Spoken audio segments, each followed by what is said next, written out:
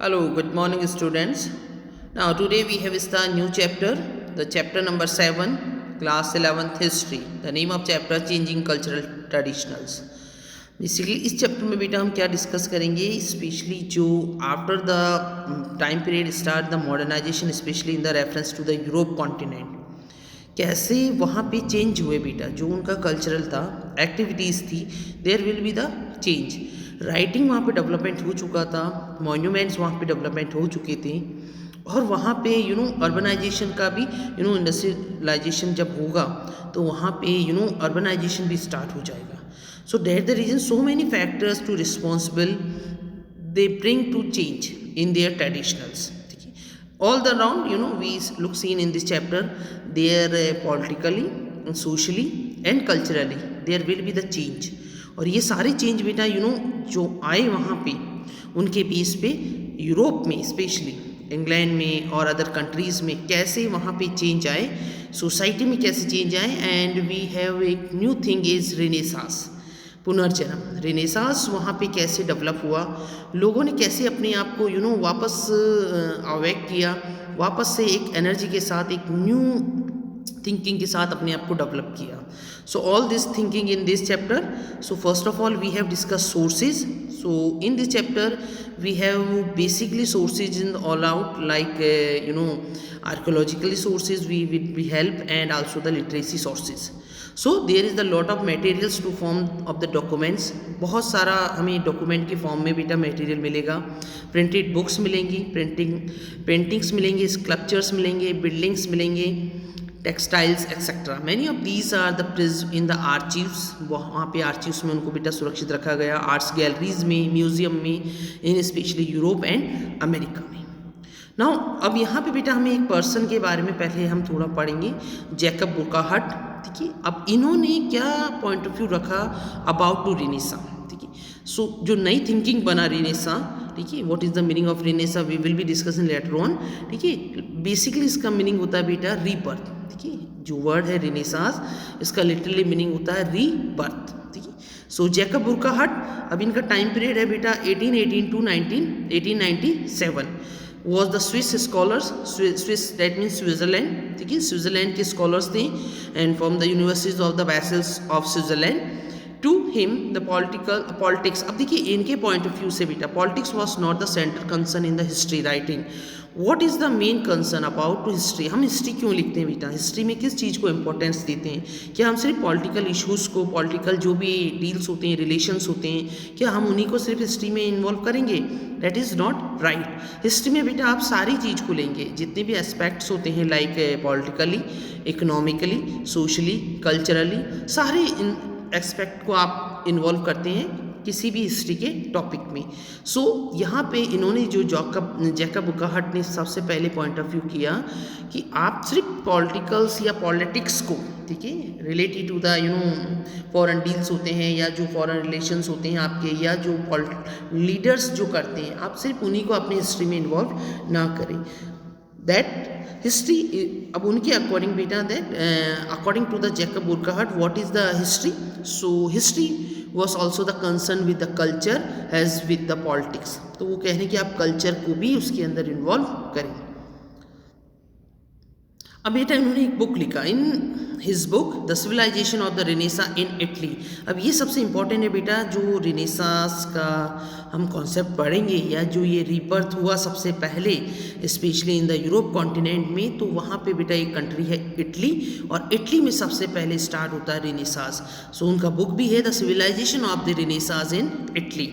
He refers is in this book the literature, architectures and the painting to describe how a new humanist culture।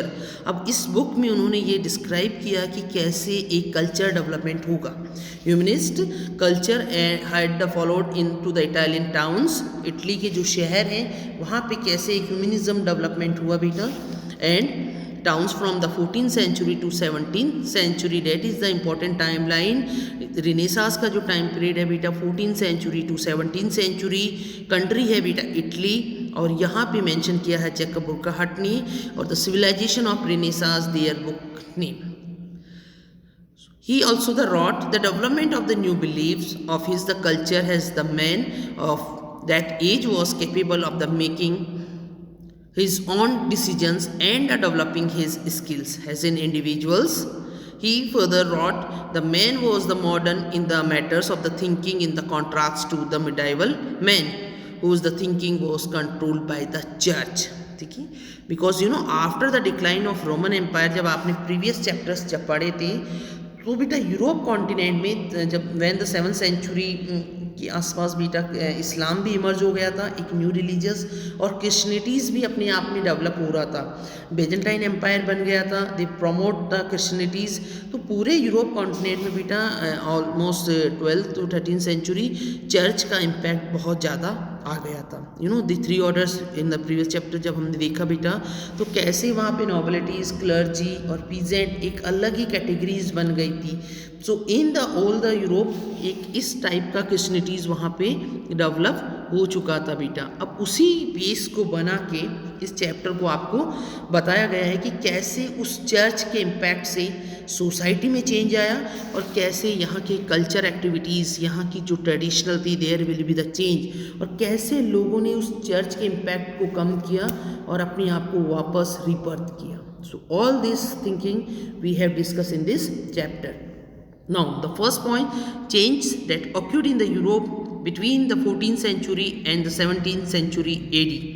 अब देखिए 14th century से 17th century की time period में specially what are the major change in Europe we has discussed. First point, in the Europe from the 14th century to the end of the 17th century, a number of the towns had grown in the different countries together with the distinctive urban culture. Distinctive urban culture का एक unique culture बेटा, you know 14th century से 17th century के time period में Europe के अलग अलग जो कंट्रीज, सिटीज़ हैं, वहाँ पे डिफरेंट टाउन्स डेवलपमेंट हो गए, शहर बन गए बेटा, और उन शहर का जो कल्चर था, there will be the urban culture. The peoples of the towns start to thinking that they were more civilisation than the peoples of the village. अब बेटा यहाँ पे एक डिफरेंस ये क्रिएट होता है, जो शहरों में जो लोग रह रहे हैं, there will be the thinking कि हम ज़्यादा सिविलाइज्ड हैं, ज़्यादा सभ्य हैं कंपेयर टू द विलेजर्स। जो लोग गाँव में रह रहे हैं उनके कंपेयर में we are more civilised. Many towns developed as the center of the art and education. अब देखो कुछ मेजर जो सेंटर्स थे, they has a development of the major centers of the education and arts like Florence, Venice and Rome of Italy. ये Italy के कुछ शहर है बेटा, Florence, Venice and the Rome has the emerged as the major center of education and art. The rich and aristocratic class began to the patronize artists and the writers.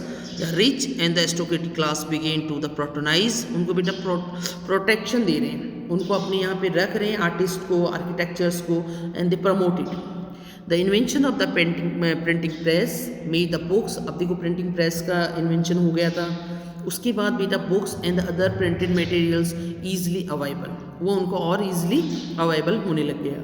The new sense of the history develop in the Europe and people divided history in the medieval and the modern. और वहीं से बेटा around the 15th and the 16th century Europe में ये consider किया जाता है कि the history will be the part of different, because you no there are the 3 parts of history, ancient history, medieval history and the modern history. ठीक है, हर एक कॉन्टिनेंट में the time period will be the division of the modern and the medieval different है, but in the Europe ये वो ऐसा time period था जहाँ पे हिस्टोरियन ने इसको डिवाइड किया कि that is the things is the past of you know previous the medieval history and this thing are will be in the modern history.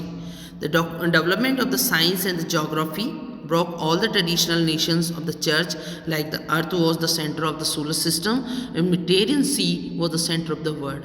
अब देखिए जब बेटा साइंस में और ज्योग्राफी में और डेवलपमेंट हुआ तो उसके बाद जब रिसर्च हुई तो उन्होंने ये बताया कि यू नो जो सोलर सिस्टम है आपका उसके सेंटर में है अर्थ और बेटा मेडिटेरियन सी, ठीक है, भूमध्य सागर, ठीक है, Mediterranean sea is the centre of the world. ठीक है, तो जो पूरा विश्व है आपका उसका सेंटर पॉइंट है मेडिटेरियन सी, और अगर आपका सोलर सिस्टम है तो उसका सेंटर पॉइंट है द अर्थ। ठीक है, so in this video thank you.